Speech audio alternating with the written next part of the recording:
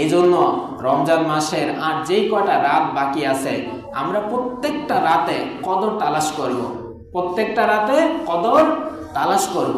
রাসূলুল্লাহ সাল্লাল্লাহু আলাইহি ওয়াসাল্লাম তিনি কিভাবে কদর তালাশ করেছেন?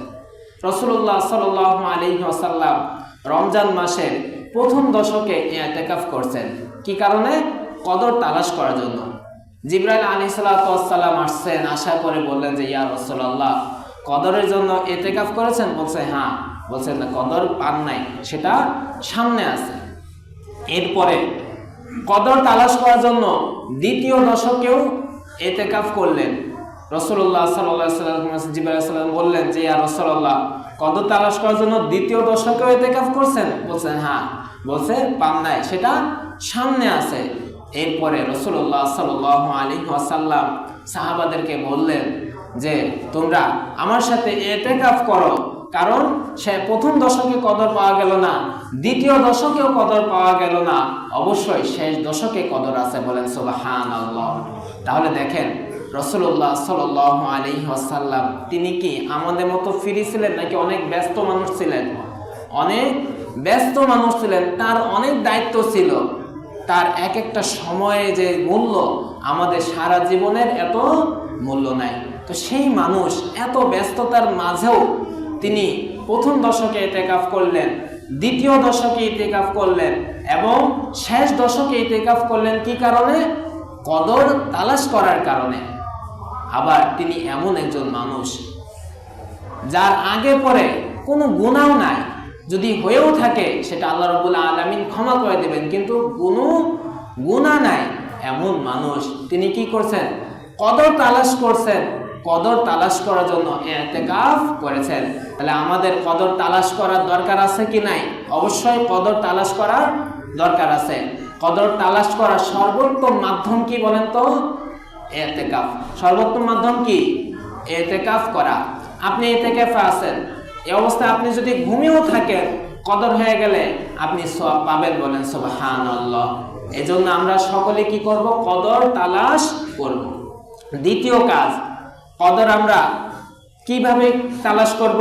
যে শুধু আমরা কি লক্ষণ খুঁজবো যে আজকে কি কদর হতে পারে কিনা, আবহাওয়ার অবস্থা কিরকম, তারপর বৃষ্টি হচ্ছে কিনা, না এইগুলা দেখে আমরা কদর তালাশ করব না।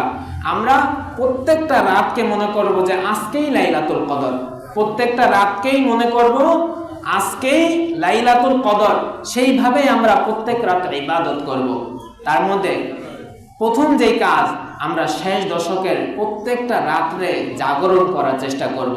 রাসূলুল্লাহ সাল্লাল্লাহু আলাইহি ওয়াসাল্লাম রমজান মাসের শেষ দশকে এত বেশি পরিমাণ ইবাদত করতেন, এত বেশি পরিমাণ ইবাদত করতেন, যত বেশি পরিমাণ প্রথম দশকেও করতেন না, দ্বিতীয় দশকেও করতেন না, বেশি পরিমাণ ইবাদত করতেন শেষ দশকে। তিনি রাত্রি জাগরণ করতেন এবং তার পরিবারের লোকজনদেরকেও তিনি জাগিয়ে তুলতেন যে তোমরা উঠো। অন্যান্য ক্ষেত্রে নফল ইবাদত ক্ষেত্রে রাসূলুল্লাহ সাল্লাল্লাহু আলাইহি ওয়াসাল্লাম পরিবারের লোকজনকে ডাক দিতেন না, কিন্তু রমজান মাসের শেষ দশকে তার পরিবারের লোকজনকেও জাগিয়ে তুলতেন ইবাদত করার জন্য। এমনকি রাসূলুল্লাহ সাল্লাল্লাহু আলাইহি ওয়াসাল্লাম কোমর বেঁধে তিনি কি করতেন? ইবাদত করতেন। এই জন্য কদর রাতে আমরা কি করব? বেশি বেশি করে ইবাদত করব। কি কি ইবাদত করব? ইবাদতগুলোর মধ্যে প্রথমত নামাজ আদায় করব। কি করব? প্রথমত নামাজ আদায় করব। লম্বা লম্বা সূরা দিয়ে, একটু বেশি সময় দিয়ে। আপনি যদি বড় বড় সূরা না পারেন, আপনি একটা সূরা, এক রাকাতে একটা সূরা আপনি বারবার পড়েন। মনে করেন আপনি পারেন হলো সূরা ফিল, আপনি প্রথম রাকাতে সূরা ফিল অনেক কয়বার পড়েন, তাহলে রাকাতটা একটু লম্বা হবে কি হবে না? রাকাতটা অনেক লম্বা হবে। এইভাবে আপনি পড়েন। দ্বিতীয় রাকাতে আপনি সূরা কুরাইশ পড়েন, একটু বেশি করে পড়েন, বারবার পড়েন, রাকাত লম্বা হয়ে যাবে। এমন না যে আমি 20 রাকাত নামাজ পড়লাম, 30 রাকাত নামাজ পড়লাম, 100 রাকাত নামাজ পড়লাম, অল্প সময়ের মধ্যে তাড়াহুড়া করে শেষ করে দিলাম, তাহলে হবে না। এজন্য আমরা কি করব? নামাজ আদায় করব ধীর স্থির ভাবে, সুন্দরভাবে, ইতমিনানের সাথে, যেন নামাজটা কবুল হয় সেইভাবে আমরা নামাজ আদায় করব। এরপর এই কদরের রাতে কি নাজিল হয়েছে? কোরআন। কি নাজিল হয়েছে? কোরআন নাজিল হয়েছে। এই জন্য প্রত্যেক রাতে আমরা কোরআন তেলাওয়াত করব। কি করব? প্রত্যেক রাতে বেশি থেকে বেশি কোরআন তেলাওয়াত করব। তারপরে জিকির, আজগার, তসবিহ, তাহলিল, সুবহানাল্লাহ, আলহামদুলিল্লাহ, লা ইলাহা ইল্লাল্লাহু ওয়াল্লাহু আকবার বেশি বেশি করে পাঠ করব। সুবহানাল্লাহি ওয়া বিহামদিহি সুবহানাল্লাহিল আযীম, এই দোয়াগুলা বেশি বেশি করে পাঠ করব। বেশি বেশি করে দুরূদ শরীফ পড়ব। এরপরে আরেকটা দোয়া যেটা রাসূলুল্লাহ সাল্লাল্লাহু আলাইহি ওয়াসাল্লাম আমাদেরকে শিখিয়ে দিয়েছেন। হযরত আয়েশা রাদিয়াল্লাহু তাআলা আনহা তিনি রাসূলুল্লাহ সাল্লাল্লাহু আলাইহি ওয়াসাল্লামকে জিজ্ঞাসা করলেন যে, ইয়া রাসূলুল্লাহ, আমি যদি কদর পেয়েই যাই, যে জানলাম যে আজকে কদর, আমি বুঝতে পারলাম, তখন আমি কি করব, কি দোয়া করব, কি আমল করব? তখন রাসূলুল্লাহ সাল্লাল্লাহু আলাইহি ওয়াসাল্লাম বলছেন যে, আয়েশা তুমি এই দোয়াটা পড়ো, আল্লাহুম্মা ইন্নাকা আফুউন কারীম। বলেন, আল্লাহুম্মা ইন্নাকা আফুউন কারীম তুহিব্বুল আফওয়া ফাআফু আন্নি। যে আল্লাহ, নিশ্চয় আপনি ক্ষমাকারী, আপনি অনেক সম্মানিত, আপনি ক্ষমা করতে ভালোবাসেন, আমি গুনাহগার, আমাকে আপনি ক্ষমা করে দেন। এই দোয়াটা শিখতে পারবো না সকলে? আল্লাহুম্মা ইন্নাকা আফুউন কারীম তুহিব্বুল আফওয়া ফাআফু আন্নি।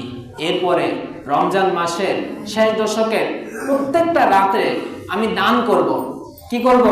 দান করব। যদি 1 টাকা যদি দান করি আর সেটাই যদি কদরের রাত হয়ে যায়, তাহলে 1000 মাসের চেয়েও বেশি প্রত্যেক রাত্রে 1 টাকা দান করার মতো সবাই পাবো। বলুন সুবহানাল্লাহ। এই জন্য 10, 20, 50, 100 টাকা প্রত্যেক রাতে আমরা দান করতে পারবো না? বলেন, আমরা প্রত্যেক রাত্রে রমজান মাসের শেষ দশকের প্রত্যেক রাত্রে আমরা দান করার চেষ্টা করব। মাগরিবে আপনাদের সামনে কোটা দেওয়া হয়, এরপরে এর সাথে আপনাদের সামনে কোটা দেওয়া হয়। মা বোন যারা আছে তারা দান করতে চাইলে আপনি কি করবেন? আলাদা একটা কোটা বা আলাদা একটা বাক্স বানাবেন। আপনি রাত্রিবেলায় মনে করবেন যে ওইটাই মসজিদের দান বাক্স, আপনি সেখানে রাত্রিবেলায় দান করবেন। যখন সকাল হয়ে যাবে তখন আপনার বাসার যে পুরুষ মানুষ আছে বা ছেলে পেলে যারা আছে তাদের মাধ্যমে এটা মসজিদে পাঠিয়ে দেবেন। আমরা সকলে পারবো না ইনশাআল্লাহ? তাহলে এইভাবে আমরা কদরের মূল্যায়ন করব। কারণ দেখেন, এই যে কদর, প্রতি বছর কদর আসে, প্রতি বছর কদর আসে। কদর থেকে যদি আমরা বঞ্চিত হয়ে যাই, তাহলে আমাদের মতো হতভাগা আর কেউ আছে বলেন? আর আবার যে আমরা সামনে বছর রমজান পাবো, সেটার কোনো গ্যারান্টি দিতে পারি? কোনো গ্যারান্টি আছে? কোনো গ্যারান্টি নাই। এই যে দেখেন, গতকালকেরই ঘটনা আপনারা হয়তো অনেকেই জানেন। ঈশ্বরদীতে আমাদের বাসার পাশেই এক ছোট ভাই, সে সিএনজি চালাচ্ছিল। তো সিএনজি চালাতে চালাতে আপনার বহরপুর ওইখানে অ্যাক্সিডেন্ট করছে। অ্যাক্সিডেন্ট করার পর একটা সিএনজিতে 6 জন মানুষ মারা গেছে। কজন মারা গেছে? 6 জন। একটা ছোট বাচ্চা ছিল। একটা পরিবারেরই 3 জন মারা গেছে, স্বামী, স্ত্রী এবং তাদের একটা ছোট বাচ্চা ছিল, সেও মারা গিয়েছে। তো দেখেন, কার কখন মৃত্যু চলে আসে এটা কি বলা যায়? আপনি কি গ্যারান্টি দিতে পারেন? আমি কি গ্যারান্টি দিতে পারি যে আমি এখন মসজিদ থেকে বাসায় যেতে পারবো? সেটার গ্যারান্টি কি আমরা কেউ দিতে পারি? আমরা কেউ সেই গ্যারান্টি দিতে পারি না। এই জন্য আমাদেরকে গুরুত্বের সাথে ধরে নিব যে এইবার রমজান আমার জীবনের সর্বশেষ রমজান, আমি আর সামনে রমজান পাবো না। সেই হিসাব করে আমি কি করব? এইবার রমজানের মূল্যায়ন করব। পারবো না সকলে ইনশাআল্লাহ? দেখেন, আমরা এই রমজানে কত সুন্দরভাবে সেহরি করতেছি, কত সুন্দরভাবে ইফতার করতেছি, আল্লাহ তাআলার হুকুম পালন করতেছি, নামাজ পড়তেছি, রোজা রাখতেছি। কিন্তু অপরদিকে আপনি ফিলিস্তিনের দিকে তাকান, তাদের কি অবস্থা? তাদের কি অবস্থা? তাদের উপর ইসরায়েল তারা কি করতেছে? হামলা করতেছে, যুদ্ধ চালাচ্ছে। অসংখ্য মানুষ, অনেক নারী, অনেক শিশু মানুষ তাদের রক্ত ঝরাচ্ছে। তাদের কি অবস্থা আমরা একটু ভাবি। তারা কত কষ্টের মধ্যে জীবন যাপন করতেছে। শিশু মানুষ, মাসুম বাচ্চারা তারা মারা যাচ্ছে। আর আমরা কি করতেছি? আমরা বসে আছি। দেখেন তাদের টার্গেটগুলা আপনি খেয়াল করবেন, প্রত্যেক বছর রমজান মাসে কিন্তু তারা এই অপকর্মটা বেশি করে। এমনকি রমজান মাসে মুসলমানদের যে স্পর্শকাতর যে সমস্ত দিনগুলা, বিশেষ করে যে 17 রমজান ঐতিহাসিক বদর যুদ্ধের দিন। 17 রমজান কিসের দিন? ঐতিহাসিক বদর যুদ্ধের দিন। এই দিনে তারা হামলা করছে। এমনকি শুক্রবার দিনগুলা, এই দিনগুলা তারা বিশেষ করে বেশি করে বাছাই করে এই দিনগুলাতে তারা হামলা করে। আর আমরা কি করি? আমরা ভেবে নেই যে আমরা এত দূরে আছি, এত দূর থেকে আমি কি করতে পারি, এত দূর থেকে আমি কি করতে পারি। এই জন্য আমরা এটা ভেবে আমরা বসে থাকি। তাদের জন্য যে একটু মন খুলে যে দোয়া করব, সেটাও আমরা করি না। মন খুলে দোয়া করি বলেন? তাদের জন্য যে আমার মন কাঁদবে, সেও তো মুসলমান, আমিও তো মুসলমান। আমার আরেক ভাই যদি মারা যায়, আমার আরেক ভাই যদি কষ্ট পায়, তাহলে কি আমার কষ্ট লাগবে না বলেন? সে মুসলমান, মুসলমানদেরকে মারা হচ্ছে, আর আমরা এখানে বসে শুধু তামাশা দেখতেছি, তাদের জন্য দোয়া করতেছি না। শুধু দোয়া করলে হবে? শুধু দোয়া করলে হবে? রাসূলুল্লাহ সাল্লাল্লাহু আলাইহি ওয়াসাল্লাম এত যুদ্ধ করছেন। আমার দোয়া বেশি কবুল হবে, আপনার দোয়া বেশি কবুল হয় না? রাসূলের দোয়া বেশি কবুল হয়? কার দোয়া বেশি কবুল হয়? রাসূলের দোয়া বেশি কবুল হয়। তো সেই রাসূল শুধু দোয়ার উপরে ক্ষান্ত ছিলেন না, তিনি যুদ্ধ পর্যন্ত করেছেন। এই জন্য শুধু যে দোয়া করব তা না, আমাদের সাধ্য অনুযায়ী, আমাদের চেষ্টা অনুযায়ী যতদূর সম্ভব তাদের জন্য করতে হবে। আমরা পারবো তো ইনশাআল্লাহ? আমরা কি পারবো যে এখন তাদের দেশে গিয়ে যুদ্ধ করতে? আমরা পারবো? আমরা হয়তো এই কাজ করতে পারবো না, কিন্তু আমি এই ভেবে আমি সব কিছু থেকে দায় এড়িয়ে যাব, তাহলে কিন্তু হবে না। আল্লাহ তাআলা আমাকে এই কথা জিজ্ঞাসা করবেন না যে তুমি ওই দেশে গিয়ে যুদ্ধ করো নাই কেন, কিন্তু আমি যে এখানে বসেও সেই ইসরায়েলের সহযোগিতা করতেছি, এটা কি মানেন? আমি এখানে বসে অহরহ ইসরায়েলের সহযোগিতা করতেছি। সেটা কিভাবে? আপনি আপনার বাসায় যান, আপনি আপনার বাসায় যান, বাসায় যাওয়ার পরে আপনার বেডরুমে দেখেন ইসরায়েলের পণ্য, আপনি আপনার রান্নাঘরে দেখেন সেখানে ইসরায়েলের পণ্য, আপনি আপনার টয়লেটে গিয়ে দেখেন সেখানেও ইসরায়েলের পণ্য। কোনোটা শ্যাম্পুর নামে, কোনোটা সাবানের নামে, কোনোটা লোশনের নামে, কোনোটা মেরিলের নামে, বিভিন্ন নামে ইসরায়েলের পণ্য আমরা ব্যবহার করতেছি কি করতেছি না বলেন? আমরা অহরহ ইসরায়েলের পণ্য ব্যবহার করতেছি। এই জন্য একজন মুসলমান হিসাবে ইসরায়েলের পণ্য ব্যবহার করা থেকে বিরত থাকা, এটা আমাদের ইমানি দায়িত্ব। কিসের দায়িত্ব?